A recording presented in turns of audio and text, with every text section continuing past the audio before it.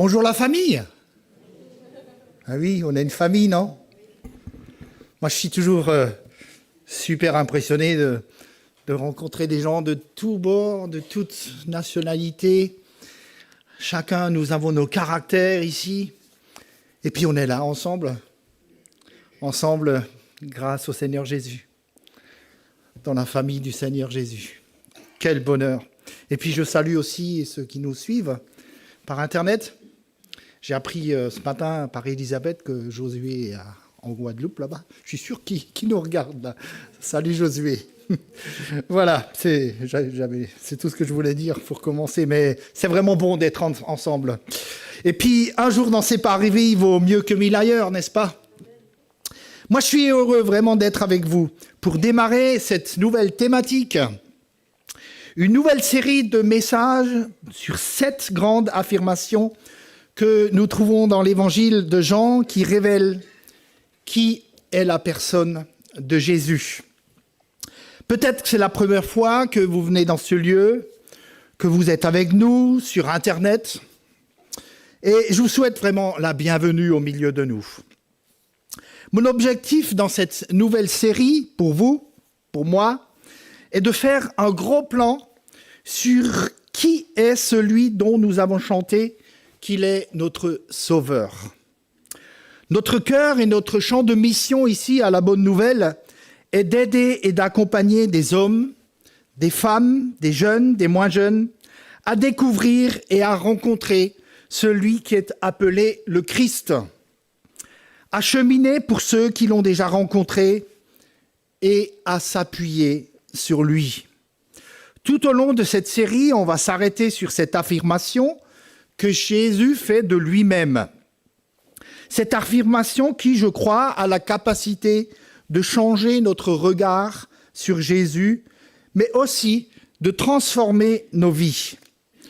Nous verrons dans cette série que Jésus est le pain de vie, et aujourd'hui nous en parlerons, mais il est aussi la lumière du monde, il est la porte, il est le bon berger, il est la résurrection et la vie, il est le chemin, la vérité et la vie, mais aussi le cep de vigne sur qui on peut se fonder.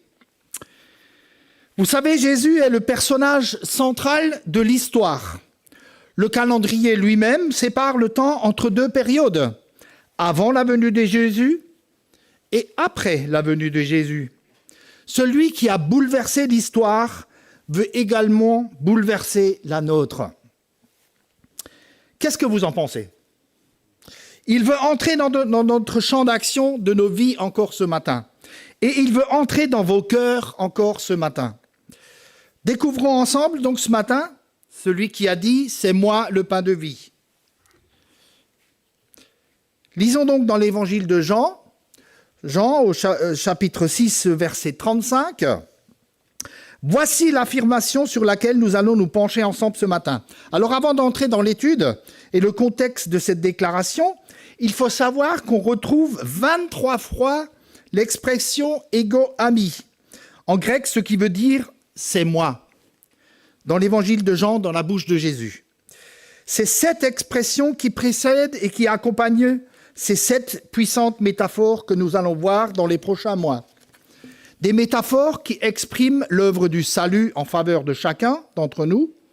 Et pour rappel, une métaphore, qu'est-ce que c'est? C'est une figure de style qui consiste à donner à un mot un sens qu'on attribue également à un autre. Quand on dit que Jésus est le pain, on est bien d'accord que Jésus n'est pas la miche de pain. Donc ça, c'est une métaphore. Le but, c'est de jouer sur la ressemblance. Et quelles sont ces ressemblances? Par ces expressions, Jésus va illustrer le pourquoi et les raisons de sa venue en notre faveur. Que veut-il dire lorsqu'il affirme « Je suis le pain de vie » ? De quoi parle-t-il quand il ne dit plus avoir faim et soif? Et ce matin, donc, mon premier point est « Ne viens pas à Jésus pour de mauvaises raisons ».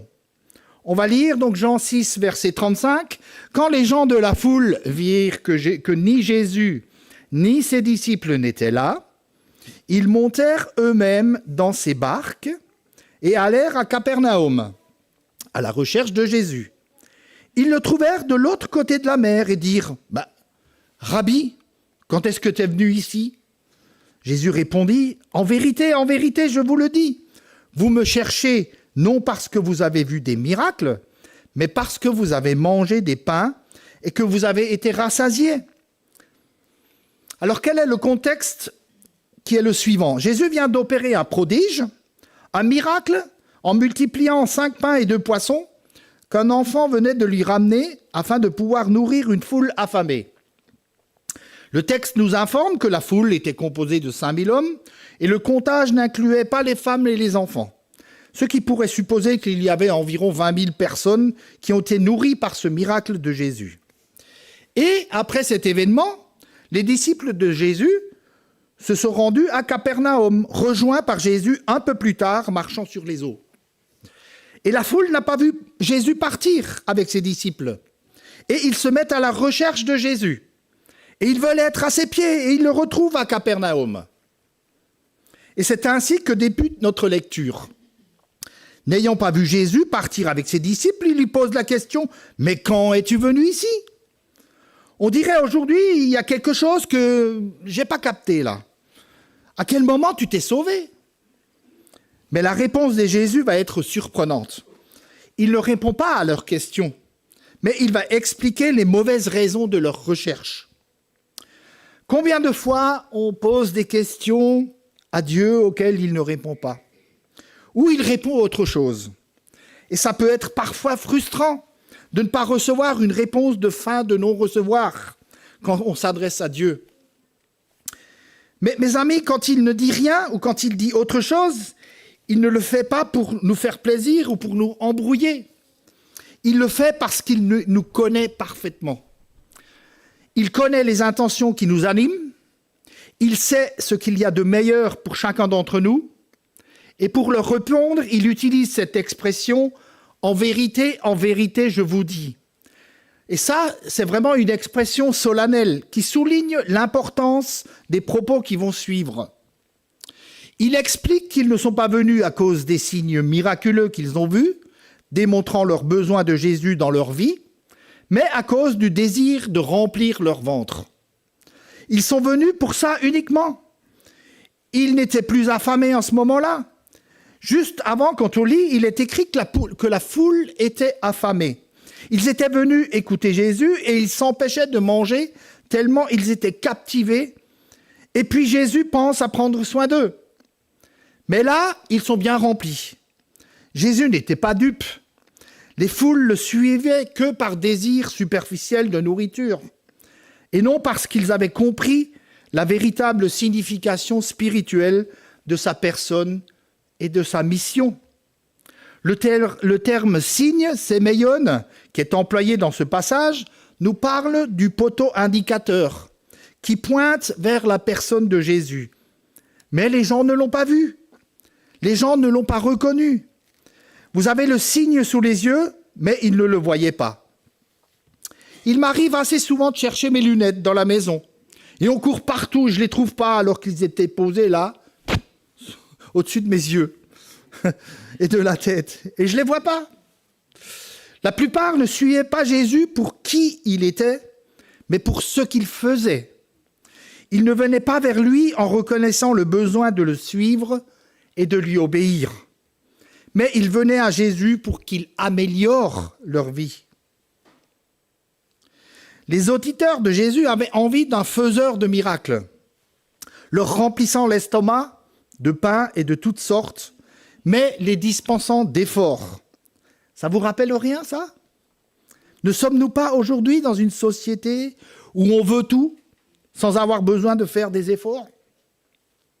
Il faut que tout nous tombe dans le bec. Et des fois, nous, les chrétiens, nous sommes comme ça, car nous sommes influencés par le monde qui nous entoure.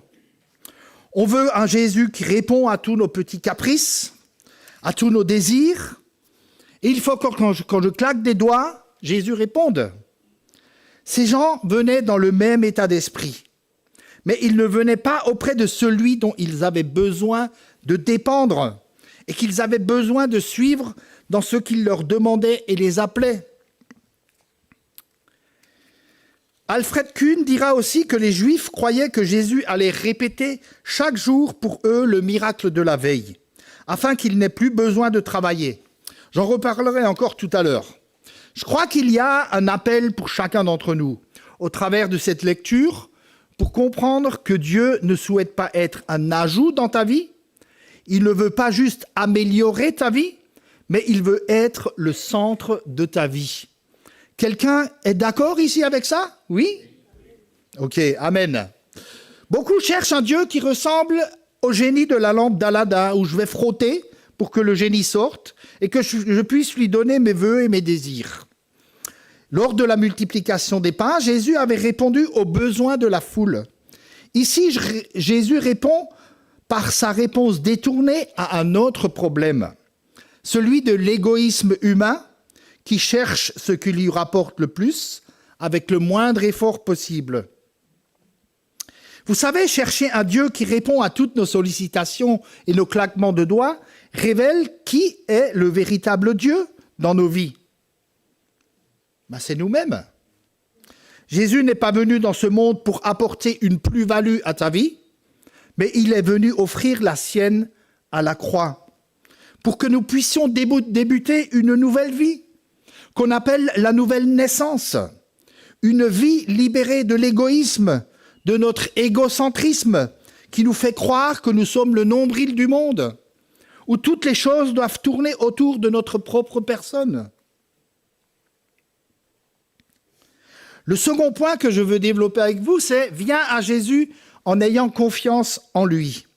Donc je poursuis la lecture, Jean 6, 27 à 29. « Travaillez, non en vue de la nourriture qui périt, mais en vue de la nourriture qui subsiste pour la vie éternelle, celle que le Fils de l'homme vous donnera. Car c'est lui que le Père, Dieu, a marqué son sceau. Ils lui dirent, que devons-nous faire afin de travailler pour les œuvres de Dieu? Jésus leur répondit, ce qui est l'œuvre de Dieu, c'est que vous croyez en celui qui l'a envoyé. Jésus poursuit ici son explication en invitant ses auditeurs à investir pour la vie éternelle qu'il va leur donner. Qu'est-ce qu'il veut dire par là? Quand Jésus dit aux gens de ne pas travailler pour de la nourriture périssable, il leur reproche leur conception matérialiste du royaume. Mes amis, notre priorité n'est pas d'être les bénédictions de Dieu, mais le Dieu de la bénédiction. Notre priorité ne doit pas être des bénédictions de Dieu dans nos mains, mais le Dieu de la bénédiction, au centre de nos vies. Et on voit ces gens qui n'ont pas compris, parce qu'ils demandent « Mais que devons-nous faire ?» pour accomplir les œuvres de Dieu. Ils pensaient que Jésus leur demandait de faire quelque chose de plus, d'accomplir des œuvres en plus, afin de mériter la vie éternelle. Et le pire, c'est qu'ils s'en croyaient capables. Alors Jésus va leur répondre que la seule chose que Dieu attend d'eux et de nous aujourd'hui, c'est croire en celui qu'il a envoyé. Le passage nous parle de celui qui a été marqué de son sceau, de son empreinte. Et Alfred Kuhn dira que le sceau était une marque de propriété ou d'authenticité. Les miracles accomplis par Jésus authentifiaient l'origine divine de son ministère. Parce que Dieu a marqué de son empreinte son Fils, parce qu'il a authentifié son Fils, ceux qui l'écoutent sont invités à lui faire confiance. Il faut donc commencer d'abord par l'écouter. C'est cette notion de croire, le verbe pistéo qui signifie penser, être vrai, être persuadé de, accorder du crédit, placer sa confiance en. Lorsqu'on donne du crédit à quelqu'un ou à quelque chose, on va toujours agir en conséquence. Lorsque nous faisons confiance à quelqu'un, on aura tendance à croire ce qu'il nous dit. Non? Vous êtes d'accord? Quand j'étais petit, ma mère me disait que si ma chambre n'était pas rangée, tu vas voir. J'ai rien vu, mais je savais que ce qui pouvait arriver. Alors je me dépêchais de ranger et j'obéissais. Croire, c'est confiance plus obéissance. Il ne s'agit pas tout simplement de croire en Dieu, mais de croire Dieu. Croire ses paroles, croire ce qu'il dit, croire ce qu'il fait et ce qu'il peut encore faire.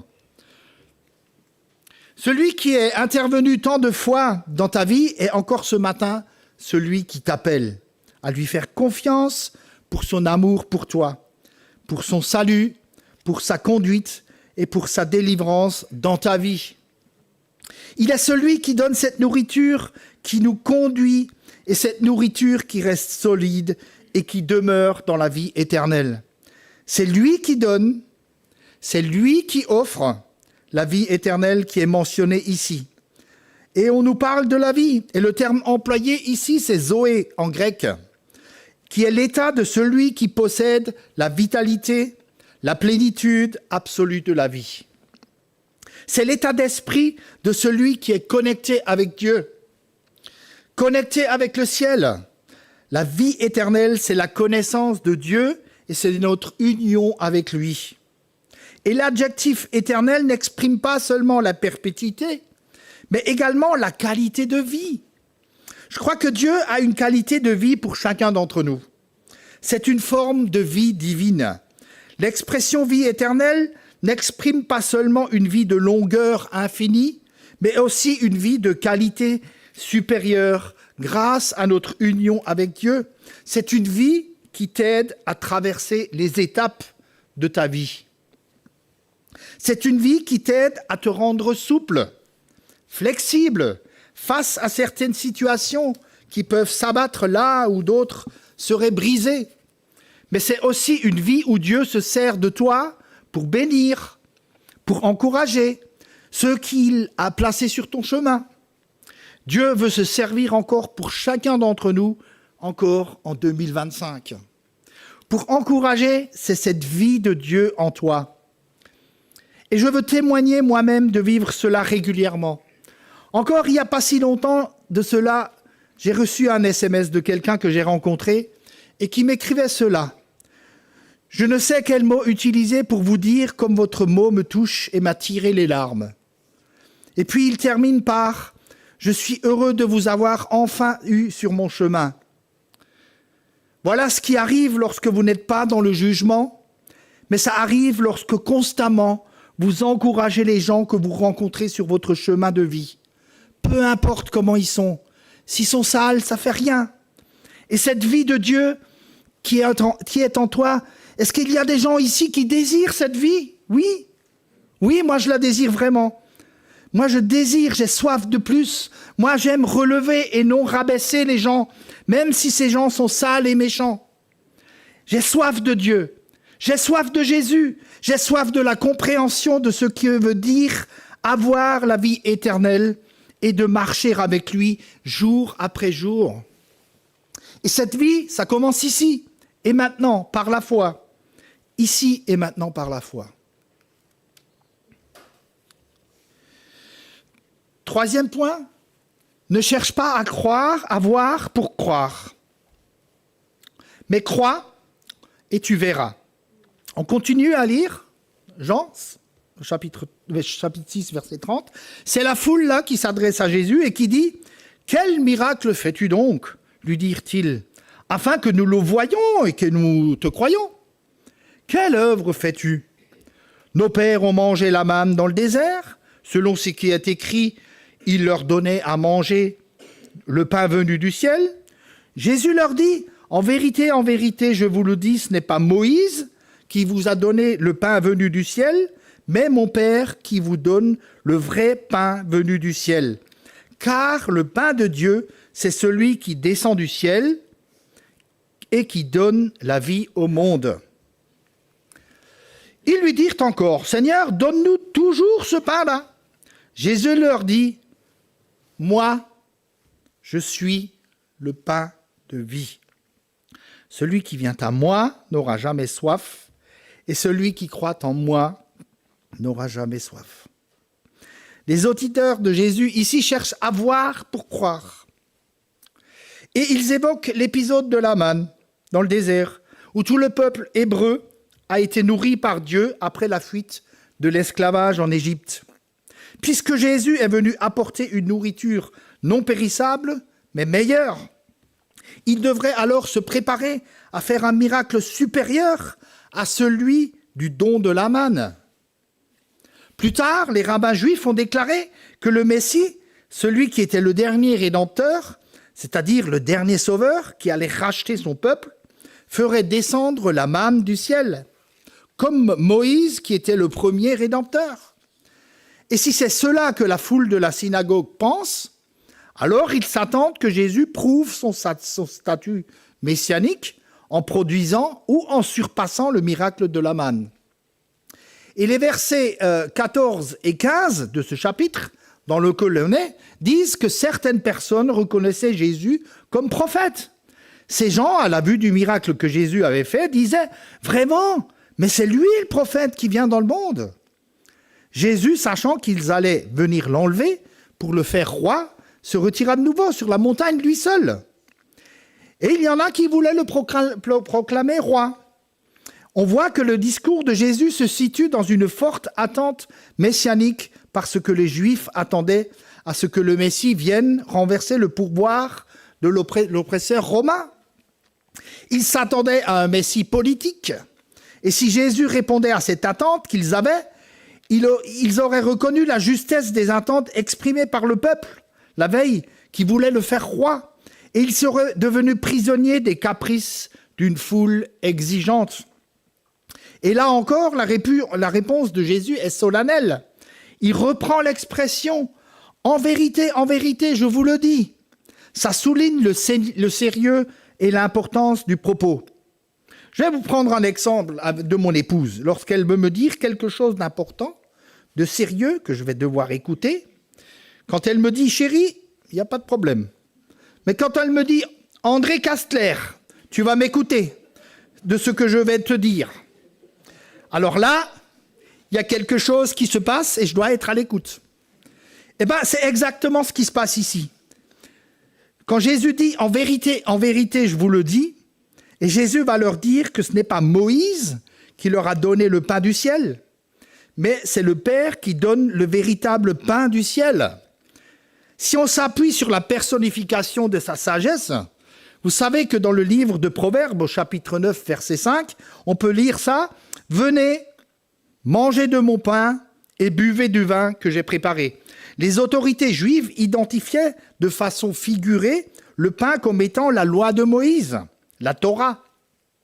Et si on applique ici ce symbolisme, c'est que la manne que Dieu a donnée par l'intermédiaire de Moïse n'est pas le vrai pain du ciel, ni la Torah que Dieu a donnée par Moïse n'est pas non plus la Torah dans sa complétude, ou son accomplissement, ou on peut dire aussi la finitude. La manne et la Torah ont une mission parabolique, qui est celle d'orienter vers la bonne direction la personne de Jésus. Jésus est vraiment le vrai pain du ciel. Jésus est la vraie Torah. Cela ne veut pas dire que la manne n'était pas un authentique pain du ciel, ou que la Torah n'avait pas été donnée authentiquement par Dieu pour le peuple. Mais la manne du ciel, elle était rudimentaire. Elle s'abîmait dans le temps. Vous connaissez l'histoire. Et ceux qui en mangeaient mouraient quand même à la fin. Les principales fonctions étaient de servir de type du vrai pain du ciel. De même, la loi de Moïse, aussi importante et vraie qu'elle fût, allait être remplacée par ce qu'elle annonçait et qui accomplissait le sens, l'Évangile. Et l'Évangile, c'est notre Dieu qui s'incarne dans ce monde et qui vit au milieu de nous par son esprit. C'est Jésus qui est la bonne nouvelle. Jésus est un meilleur Moïse. Jésus donne le pain du ciel et le vrai pain du ciel. D'ailleurs, l'expression « pain de Dieu » que l'on retrouve dans ce passage désigne dans l'Ancien Testament les sacrifices qui étaient offerts à Dieu. Il s'agit ici de Jésus qui descend du ciel et qui donne sa vie en sacrifice pour le monde. Il est le pain sacrifié sur l'autel pour que nous puissions être réconciliés avec le Père ce matin. Mais quelle grâce, mes amis! Quel privilège! Le sacrifice parfait qui rend les pécheurs orgueilleux et méchants que nous sommes agréables aux yeux de Dieu. C'est le sacrifice de Jésus accompli pour nous une fois pour toutes. Il n'a pas besoin d'être renouvelé, comme le croyait cette foule qui dit à Jésus, « Mais donne-nous toujours ce pain-là » Il voulait que ça se multiplie. Or, le sacrifice de Jésus est donné une fois pour toutes. C'est celui qui vient par la foi, qui est au bénéfice de son œuvre et de sa vie. Le sacrifice de Jésus, mes amis, il est encore suffisant en 2025. Il n'y a rien à ajouter. Aujourd'hui, dans nos sociétés occidentales, européennes, le pain est quelque chose d'accessoire et optionnel. Mais il faut se mettre dans le contexte de l'époque. Il y a des personnes qui ne peuvent pas manger un repas sans pain. Mais en règle générale, aujourd'hui, c'est optionnel le pain. J'ai observé cela quand vous allez au restaurant. Si vous voulez du pain, il faut la plupart du temps le demander. Ce n'est pas toujours mis automatiquement sur votre table. Mais dans le contexte de l'époque, c'était un aliment indispensable. Le vide profond que connaît l'homme sans Dieu est comblé par celui qui place sa confiance en lui. Il est celui qui comble nos vies et qui comble nos vides. Il est celui qui donne un véritable sens à notre vie. C'est lui qui nous donne les directions. C'est lui qui nous donne les impulsions indispensables à notre raison d'être. Nous avons été créés pour le glorifier. Nous avons été créés par lui et pour lui. Jésus les invite à croire que leur vide peut être comblé, que leur cœur peut être rempli et que leurs peines peuvent être changées en joie. Il est celui qui peut changer notre peine en joie profonde par sa présence. Et c'est le même programme pour chacun d'entre nous. Peu importe là où tu es, peu importe ce que tu traverses, tu peux expérimenter au-delà des difficultés sa joie et sa bonté. Alors je termine mon propos qui est « Sois en paix ». C'est Jésus qui sécurise ta foi. Alors on continue la lecture, Jean 6, 36. « Mais je vous l'ai dit, vous m'avez vu, et vous ne croyez pas. Tout ce que le Père me donne viendra à moi, et je ne jetterai point dehors celui qui vient à moi, car je suis descendu du ciel pour faire non ma volonté, mais la volonté de celui qui m'a envoyé. Or, voici la volonté de celui qui m'a envoyé, que je ne perde rien de tout ce qu'il m'a donné, mais que je le ressuscite au dernier jour. En effet, la volonté de mon Père est que quiconque voit le Fils et croit en lui ait la vie éternelle, et je le ressusciterai au dernier jour. » Mais quel passage encourageant, mes amis! Mais quel passage fortifiant! Ceux que le Père a appelés vont venir à Jésus qui va veiller sur eux afin qu'aucun ne se perde.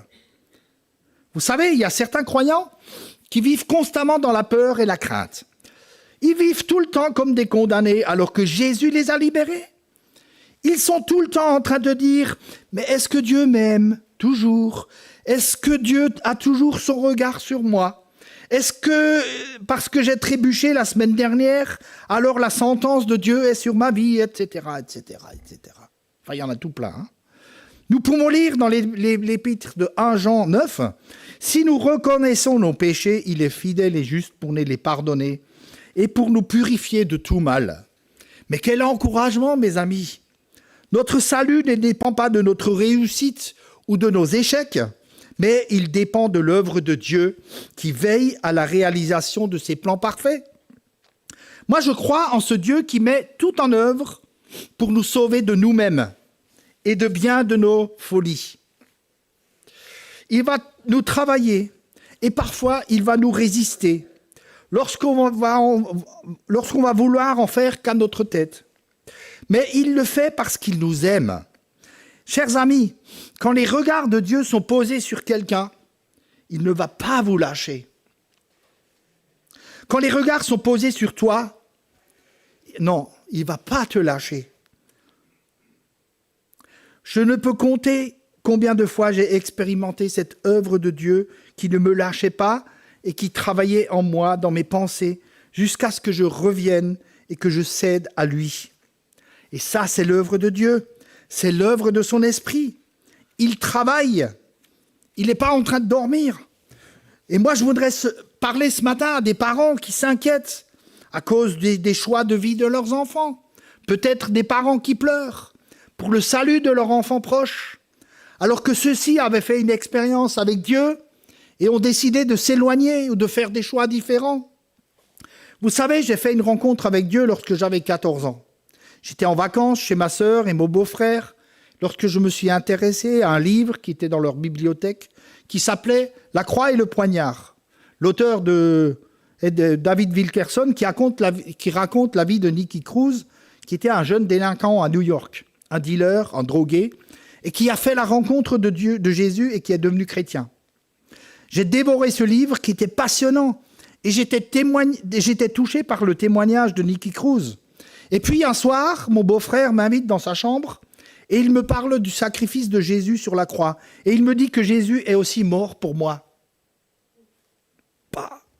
Et puis il prie avec moi, pour moi. Et moi, j'oublierai jamais ce soir, parce que je n'ai pas fermé l'œil de la nuit. Je sentais au fond de moi ce sacrifice de Jésus qui me bouleversait et qui touchait mon cœur. J'ai pleuré dans mon lit et je ne peux pas vraiment expliquer ce que je ressentais cette nuit-là, tellement j'étais bouleversé dans mon cœur et mon âme.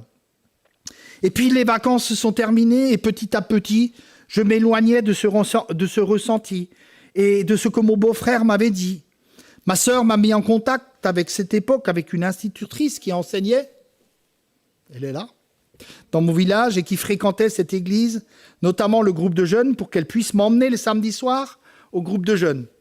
Donc j'ai donc fréquenté le groupe de jeunes de cette époque, lorsque elle était encore située près de la gare de Colmar, environ pendant 6 mois, on va dire ça. Et puis, mes parents, après le collège, j'étais en 5e, et j'étais un très mauvais élève. Ils m'ont inscrit dans un autre établissement, à Aubernais, en pension.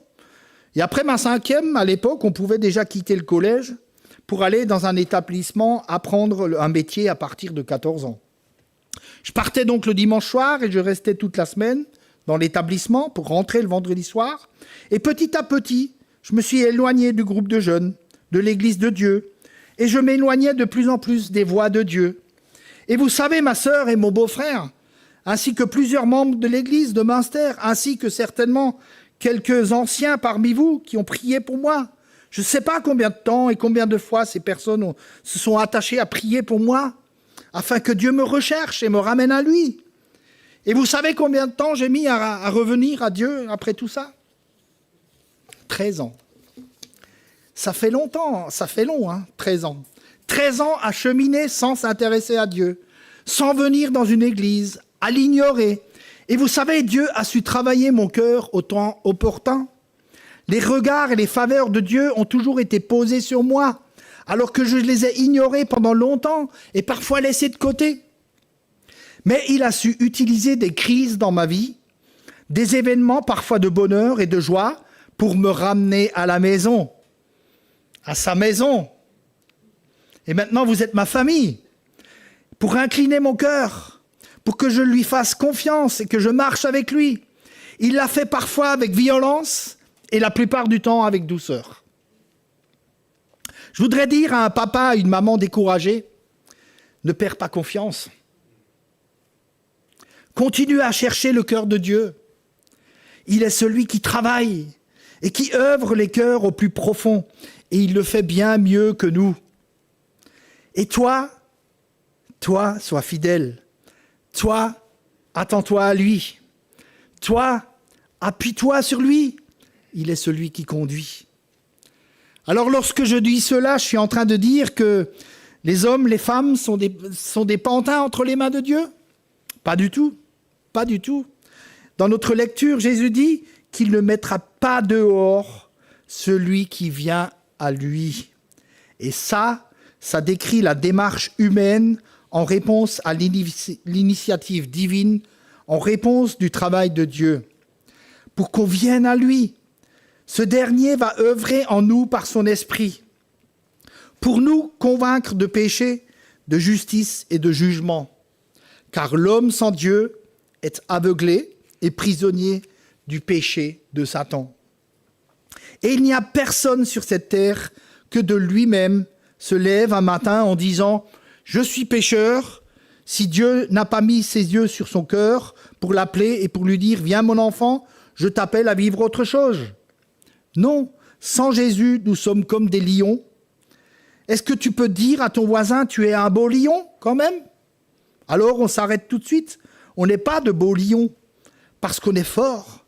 Vous savez, lorsqu'on place un lion devant un morceau de viande et une salade, même si le lion a le choix de prendre une salade, il va toujours manger la viande. Son cœur est enclin à aller vers la viande. Et c'est la même chose de l'homme sans Dieu. Même s'il y a des choix, son cœur est incliné vers le péché, à faire les mauvais choix. L'homme a besoin d'une intervention surnaturelle de Dieu, d'une lumière qui s'allume pour répondre à l'appel de Dieu. Il ne peut pas aller à Christ par lui-même. Ça semble paradoxal pour nos esprits humains limités. Dieu prend en compte, Dieu influence et Dieu intègre nos circonstances et nos choix de vie pour nous amener à lui et accomplir son plan dans nos vies. C'est lui qui est à l'initiative de la foi dans nos vies. Cette œuvre, il le fait dans la vie de chaque croyant.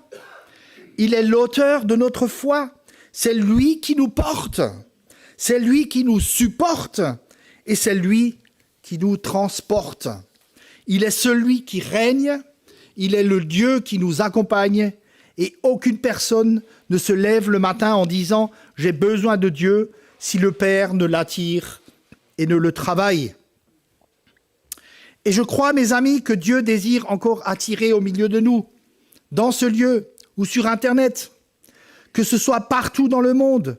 Dieu appelle et cherche à attirer des hommes et des femmes à lui parce qu'il est un Dieu sauveur, parce qu'il est un Dieu qui veut sauver, parce qu'il est un Dieu qui veut intervenir dans notre histoire. Il est un Dieu qui veut changer les circonstances. Il est un Dieu qui change le bien en mal. Et c'est un Dieu qui est avec nous. Son désir est que toutes les personnes qui voient le Fils aient la vie éternelle. Et qu'ils soient avec lui à la fin de ce monde, lorsque Jésus reviendra. Jésus ne mettra pas dehors. Moi, j'aime cette expression. Il ne met pas dehors celui que Dieu a fait entrer dans la maison. Waouh, alléluia. Vous savez, on ne peut pas être dehors lorsqu'on n'a pas été dedans. Et Jésus dit, je ne mettrai pas dehors. Dieu appelle des hommes et des femmes, ce matin peut-être dans cette salle, à revenir à la maison. Il est celui qui veut travailler nos cœurs pour les jours, les semaines, les mois et les années qui viennent. Jésus préserve et garde ceux qui sont dans la maison. Mais alors, quelle grâce, quel privilège. J'étais dans la maison il y a à 14 ans, je suis parti et je suis revenu. Alors, avant de terminer ce message, j'aimerais qu'on puisse se lever après ensemble ce matin et considérer celui qui est le véritable pain du ciel, donné pour chacun d'entre nous. Moi, je crois que Dieu nous appelle à venir et à revenir à lui. Non pas pour des raisons matérialistes ou chercher à être bénis dans tous les sens ou pour répondre à toutes nos envies comme un distributeur automatique où je mets un code et les billets sortent. Mais qu'on vienne à lui parce que nous reconnaissons que nos cœurs sont mauvais et que ces cœurs ont besoin de ce Sauveur qui est le véritable pain du ciel, ce pain qui a été offert en sacrifice une fois pour toutes. Je crois que le Seigneur veut ce matin, une fois encore, remplir le vide de nos cœurs par sa présence. Et moi, je veux prier ce matin pour des gens qui vivent constamment dans la condamnation. Il y a des gens qui n'arrêtent pas de s'accabler tout le temps. Et je suis mauvais, et je suis nul, et j'y arriverai jamais, et je ne suis pas un bon disciple, et je ne suis pas ci, et je ne suis pas ça. Et tu fais qu'à regarder à tes limites. Et tu regardes aux exploits que tu voudrais faire, et tu n'arrives pas à les atteindre. Le Seigneur te dit aujourd'hui que tu repartes libre de ce lieu. Parce que c'est lui qui a donné sa vie pour toi à la croix. Ce n'est pas à cause de tes œuvres que tu vas t'en sortir. C'est à cause de son amour pour toi manifesté à la croix de Golgotha. Tu peux sortir libéré ce matin dans ton esprit. Et si Dieu te montre des choses dans ta vie qui ne vont pas, il n'y a pas de souci. Nous l'avons lu tout à l'heure. Demandons-lui pardon. Si tu prends conscience qu'il y a quelque chose qui ne va pas, demande pardon et marche comme un pardonné. Il a payé le prix. Et je veux prier ce matin aussi pour des parents. Et je suis le premier parent qui prie pour ses enfants. Des familles qui pensent à quelqu'un qui s'est éloigné, qui s'est détourné. Mes amis, la main de Dieu n'est pas trop courte pour agir. La main de Dieu n'est pas trop courte pour encore travailler les cœurs. La main de Dieu n'est pas trop courte pour influencer. La main de Dieu n'est pas trop courte pour amener le fils prodigue à la maison. Et moi, je crois que quelqu'un a besoin d'entendre cela ce matin, que ce soit ici ou ailleurs. Tu as besoin de vivre cette vie de liberté que Dieu donne en fixant tes regards sur lui. Lui qui est fidèle, lui qui est bon, lui qui t'a fait des promesses. Il est le Dieu qui t'accompagne. Jésus est notre libérateur au milieu de nous ce matin. Il est vivant et il agit encore aujourd'hui. Et moi, je vous invite tous ensemble à venir voir l'œuvre de Dieu dans ta vie. Je vous invite à vous lever et on prie.